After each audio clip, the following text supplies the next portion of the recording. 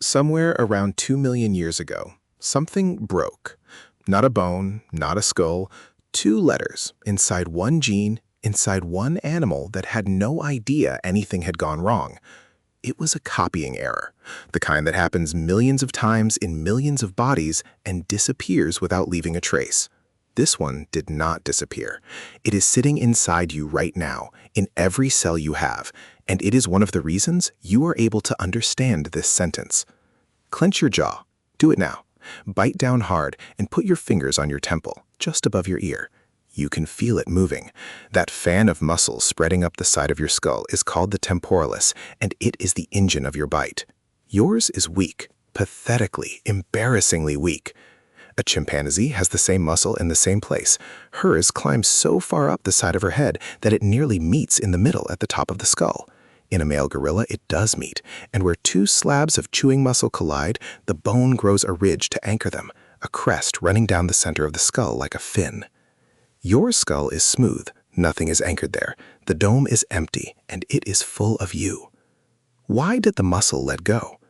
In 2004, a surgeon named Hansell Stedman was not looking for the answer. He was at the University of Pennsylvania studying muscular dystrophy, hunting through the genes that build muscle fibers. Muscle is made of a protein called myosin. Myosin is the tiny molecular motor that pulls a muscle fiber shorter. Different muscles in your body use different flavors of myosin, and Stedman's team was cataloging them. Then they found one that did not work. The gene is called MYH16. In monkeys, it is intact. In chimpanzees, gorillas, and orangutans, it is intact. It is switched on in exactly one place, the jaw. It builds a myosin found almost nowhere else, a specialist protein for the enormous chewing muscles of a primate head. In humans, the gene is a ruin. Two base pairs are missing near the beginning, and that tiny deletion shifts the entire reading frame that follows, the way removing two letters from a sentence turns everything after it into noise. The protein is never finished. It is never built.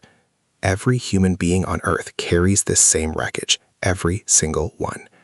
And when Stedman's team measured what that meant, the number was stark. The individual muscle fibers in your jaw are roughly 1/8 the size of a macaque's, not 1/8 of the muscle, 1/8 of each fiber, and there are fewer of them.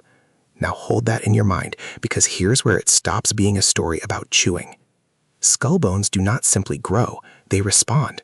When a young primate's jaw muscles pull hard on the growing brain case, the plates of the skull thicken and lock and knit shut. Bone is obedient. Bone goes where force tells it to go. Stedman's team suggested something almost heretical in its simplicity. What if the giant chewing muscles were a straitjacket? What if the skull had never been free to expand, not because there was no reason to grow a bigger brain, but because there was no room and no permission? Break the muscle and you loosen the straps. They dated the mutation, using the slow accumulation of harmless errors in the dead gene as a clock, and got a number, about 2.4 million years ago. That date landed in a very uncomfortable place, because just after it in the fossil record, the human skull does something it had never done before. It swells. Homo erectus arrives with a brain half again the size of anything that came before it, and the sagittal crest disappears from our lineage forever. A single broken gene, a jaw that let go, a brain that filled the space.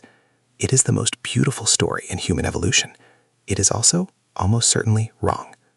Within a year of the paper, other geneticists went back to the same molecular clock and got a different answer.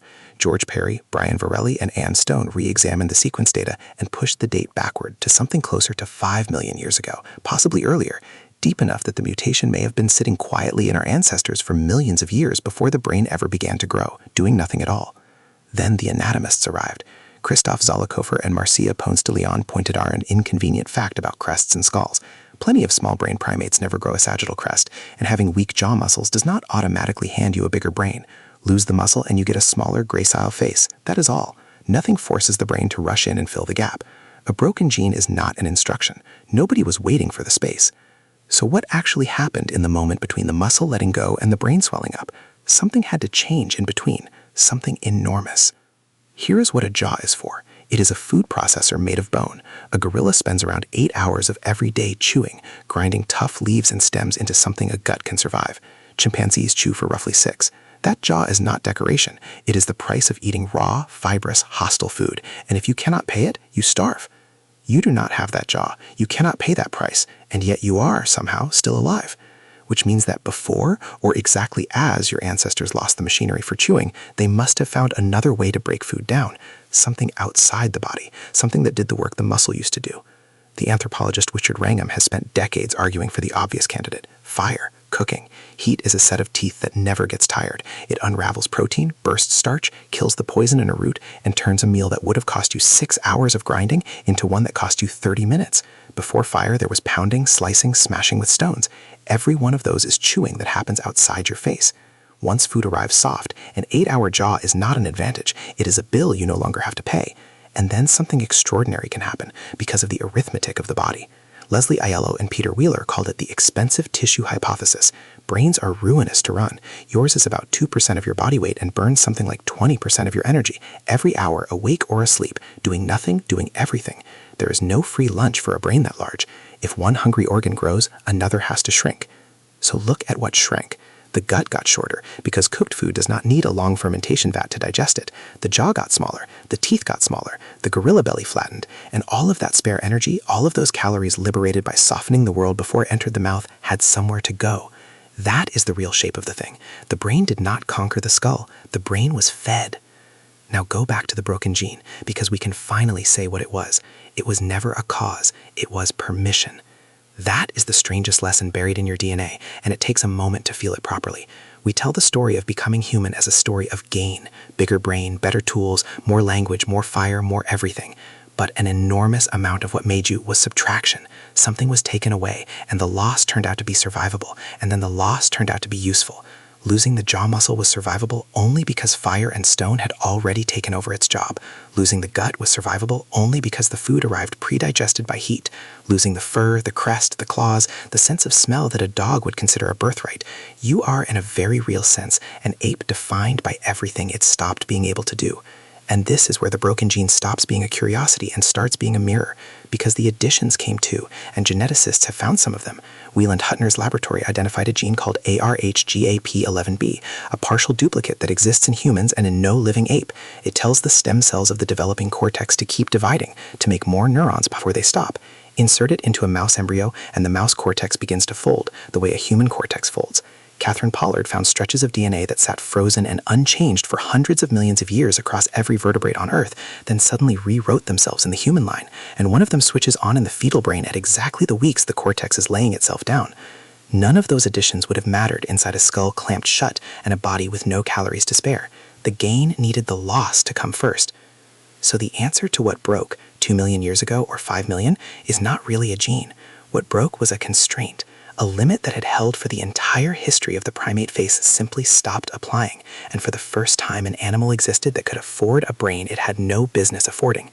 Which leaves you with something you carry every day and never notice. You have wisdom teeth that do not fit, a jaw too small for the number of teeth your ancestors handed you, so they arrive crooked or impacted or a surgeon takes them out. Your jaw joint clicks. You clench it in your sleep when you are frightened about money. You cannot open a nut without a tool, cannot strip bark, cannot chew through anything a chimpanzee would consider breakfast. Your face is the scar. The whole lower half of your head is the shape of a bill that something else paid for you. And if you could reverse it, if you could hand back the thinking and take the bite, would you? A jaw that never aches, 8 hours a day, every day grinding leaves? Which one is the animal you would rather be? Somewhere around 2 million years ago, something broke. It broke so quietly that no creature alive that day could have known. There was no moment of triumph, no first thought, no light in the dark, only an animal with a slightly weaker bite, chewing something soft near a fire it had learned to keep, in a skull that had, without asking anyone, quietly begun to open. Put your fingers on your temple again. Bite down. That small, weak, useless muscle is not a flaw in you. It is the door that was left open.